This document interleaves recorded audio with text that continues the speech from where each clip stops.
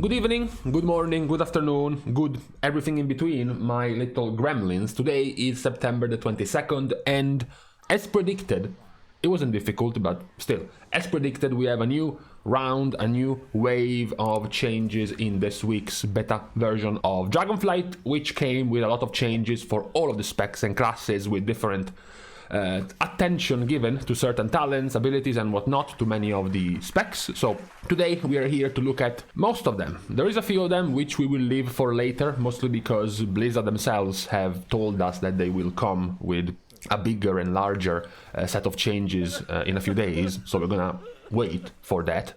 Now, a lot of these changes will also be just renaming the talents or fixing a few things about the talents. We even have a new UI, the new particle effects tied to the talent system in Dragonflight, but talking about the actual talent changes that happened in this new beta build. With Death Knight we start with Frost. Frost, much like the others, has a bunch of different talent renaming, like Anticipation renamed to Cold Thirst or Shattering Strike renamed to Shattering Blade. But, I mean, who cares, right? I want to see the numbers. I want to see what actually changes for Frost.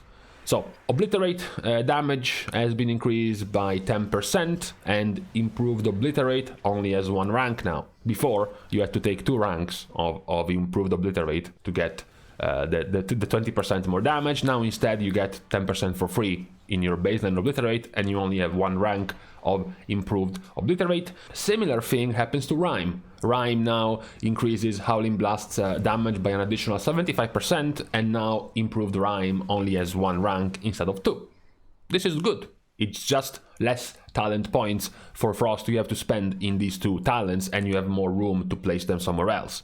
Most of the other stuff is again a bunch of different renaming of talents. The only other thing for Frost is Runic Command now increases the maximum runic power you have by 10 to 20 instead of 5 to 10. So they doubled the max runic size you can have as a Frost Death Knight. There is no change basically for Unholy Death Knight besides again renaming some talents, so we can skip him quite happily, and absolutely nothing at all for Blood Death Knight, one of the specs that likely will get changes later rather than in this week's build. We have already previewed the possible changes to Balanced Druid, and we indeed did get them this week. Balanced Druid is getting a few new talents, for testing, so to speak.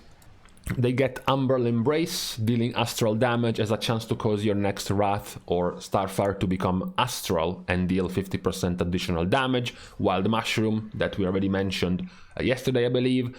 Denizens of the Dream, your Moonfire and Sunfire have a chance to summon a Fairy Dragon to assist you in combat for 30 seconds, which is quite a long time. And lastly, Sundered Firmament, every other eclipse creates a Fury of Elune at 25% effectiveness that follows your current target for 8 seconds. These are the new talents that will make way in the talent tree of Balanced Druid. And lastly, there is another change, significant change. This one is to Starfall. Blizzard says we appreciate the community's thoughts on our recent change to Starfall, which was, instead of making it follow you around, making it a castable spell on the ground, but it was stackable at the very least.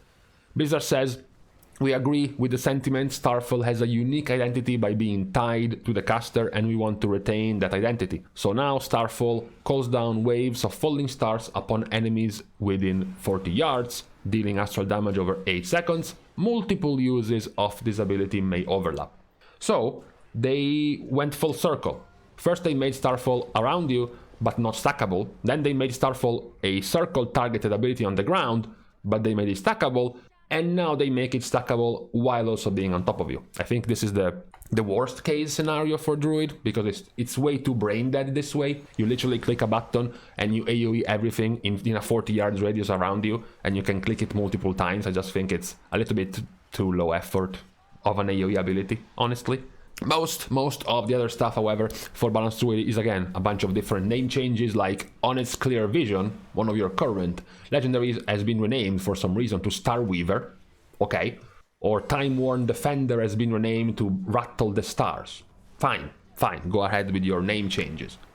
We have, for Druid, already covered the several changes to both Feral and to Restoration Druid as well. Most of those are still the same we covered 3 days ago, I think. Same goes for Hunter. We also covered the things happening to Hunter, like Nezingueri's trapping apparatus being removed, the rework to Sentinel Owl to now give you, I believe it was Leech and magic damage reduction to your party. Those things we already covered. Changes to Mages. The class tree has an interesting change. Overflowing Energy has been completely reworked as a talent. Your spell critical strike damage is increased by 10%. Flat. Just like that.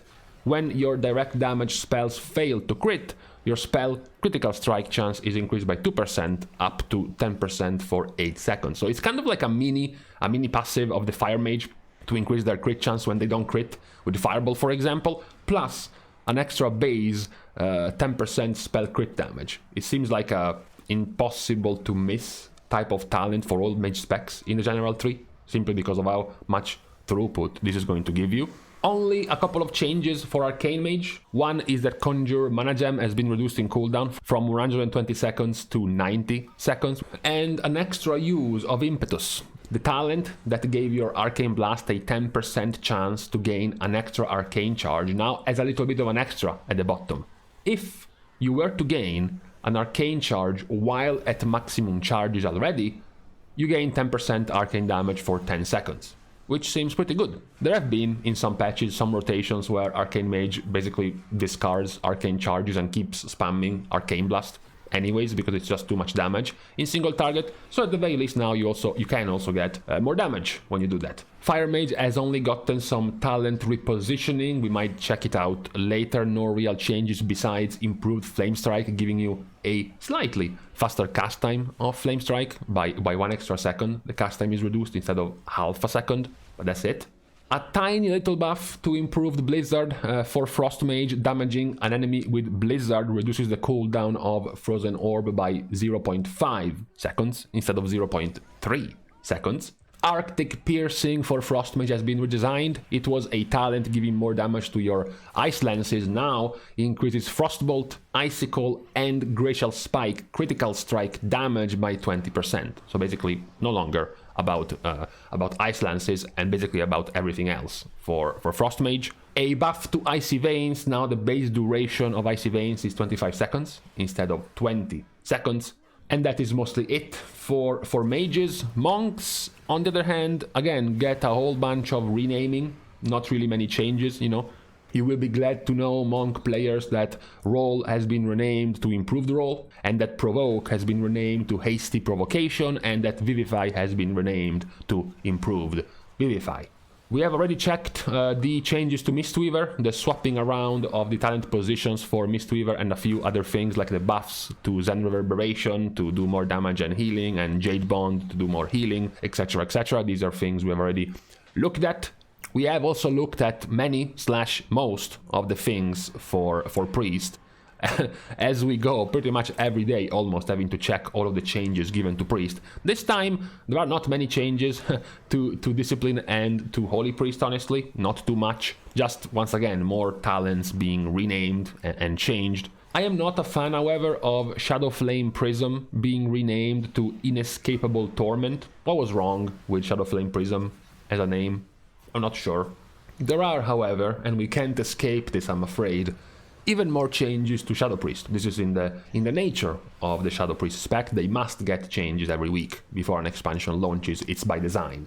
Void Form has been nerfed. Now it doesn't increase your spell damage by 20%, it's just by 10%. Dark Ascension, one of your big cooldowns being added in Dragonflight, now has a 1-minute cooldown instead of a 2-minute cooldown. Void Eruption also now has an additional effect. Each 25 insanity spent during Void Form increases the Void Form duration by 1 second. And there is a significant change of a returning thing from the Warlord's Shadow Weaving, Orb Weaving rotation of Shadow Priest. Mind Flay Insanity has been redesigned. Devouring Plague transforms your next Mind Flay into Mind Flay Insanity.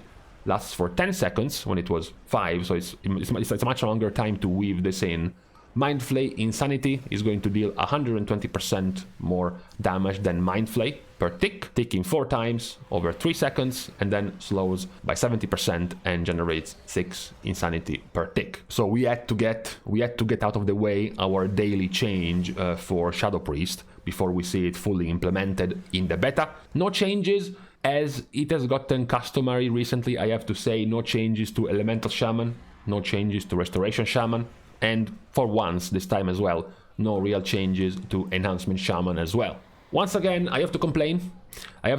Because Primal Lava Actuators and Witch Doctor's Wolf Bones, 2 of your current Shadowlands legendaries, have been renamed as well. Primal Lava Actuators is now Ashen Catalyst, and Witch Doctor's Wolf Bones is now Witch Doctor's Ancestry. I don't know why. And to get even more triggered, Primal Storm Elemental's Eye of the Storm has been renamed. Now it's called Tempest. I don't know why. I liked Eye of the Storm. It was a cool name. Tempest is just lame. Then we have the changes to Warlock. Not many, actually. In fact, there is basically nothing, to keep in line with the fact that Warlocks have not been receiving many changes, really, in the beta. What we do have, however, in a little bit of a larger scale, are the changes to Warrior, which are many. Although many of these are quite tiny, I would say they're quite insignificant because they don't change too much. It's just very minor, like Battle Stance reduces the effect of root and snares on you by 10% instead of 15%. And then Berserker Stance now reduces the effect of incapacitating effects by 10% instead of 15%. Spear of Bastion now grants 20 rage instead of 25. Elysian Might now extends the duration of Spear of Bastion by 2 seconds instead of 4. Piercing Verdict, damage and rage bonus is increased by 50% instead of 30%. Thunderous Roar now deals damage in a 12-yard radius instead of a frontal cone. Shockwave now generates 10 rage. Avatar now grants you 15 rage instantly instead of 20. And Barbaric Training for protection, revenge damage has been reduced to 30% instead of 40%. So most of these changes for the general tree are very minor, tiny tweaking of numbers. No real major overhauls of anything, really. No significant changes for Arms Warrior. There are a few more for Fury. Annihilator now generates 2 rage per one of your attacks, and now for once can also be used with 2-handed weapons, since it used to be for some reason a talent for one-handed weapons. Rampage has gotten nerfed by 10% in damage. The AP coefficient was 227%, now it's 206%. Wrath and Fury now increases Raging Blows damage by 10% instead of 5%, and Blood Craze can now be triggered via Bloodbath. The main change for Warrior, besides this very tiny tweaking for Arms and Fury, is going to be in Prot Warrior, which we are leaving, however, for later, mostly because Blizzard themselves is telling us we have started to put more focus on the protection tree this week, and you will see a large update next week as well. So we are missing a lot of the change that is going to happen to Protection Warrior. So we're going to wait and see next week, or whenever they go in with the next part of this large update to Protection Warrior, because at the moment there is just too many of this aforementioned tiny tweaks, Revenge, Shield Slam, Punish, Best Served Cold, Unnerving Focus, Show of Force, Booming Voice are all getting just very tiny tweaks of numbers. Besides that, we don't see too much, so we're going to be waiting for the full set of changes for Protection Warrior before we can see some more added to the spec. And once again, after I go through all of this list of changes, I have to say, unfortunately and also worryingly, that we have gotten some changes to some of the usual suspects. Priest, Hunter are getting changes, you have Death Knights, you have Mages, you have Warriors getting changes, but then some of the specs, Elemental Shaman, Restoration Shaman, Guardian, Druid, which we haven't mentioned. We have gone through 1 week now of continued changes for Resto and Feral Druid, and Guardian is still in a corner. We have gotten a complete redesign of Balanced Druid, even their mastery, their passive, all changed, and Guardian is still sitting in a corner. We have also gotten very few changes to Warlocks as well. Retribution Paladin also is kind of in a corner, not getting touched that much. This time around, for these set of changes, we are missing Protection Paladin and Holy Paladin as well. I'm just worried a little bit that some of these specs will be getting a little bit left behind, perhaps with the idea that, they were so good when they were released. Their talent trees were so good, the community received them so well, that the devs are kind of sleeping on them and focusing on other specs. But I live with the knowledge knowledge that we still have a few months left before the expansion, and that there is room for tweaking them and fixing all of these talents eventually. So for now, we're gonna be stopping here with this entire set of talent tree changes. We will be able to make some more videos later on as we get more changes in the beta build as well, with more tweaks and additions to all of these set of changes, when all of the talent trees as well are getting updated for the full changes of these intended modifications from Blizzard for the next beta build of Dragonflight. So for now, on this Thursday, we can stop here. As usual, a round of applause to all of my patrons for supporting me. You are helping a lot in allowing me to continue to produce content for WoW. As it is, of course, as usual, it gets tougher and tougher and more annoying to do it without beta access, of which, of course, I am still the CEO, captain, leader, and uncontested king of the No Beta Nation. You can also support me by liking and commenting down below on this very video, as well as, of course, subscribing to the channel itself. With, for last, as usual, the social stuff, you can follow me on Twitter, as well as subscribing to my Patreon right down at these two links. So, with this said and done, we can now leave each other. Thank you guys again for watching. See you guys soon, and in the meantime, I still don't get it. I don't get why they had to go around changing so many talent names. It's just gonna confuse me now. I was starting to learn them, right? To talk about all of the specs and classes, to learn all of the talent names, and now I get fucked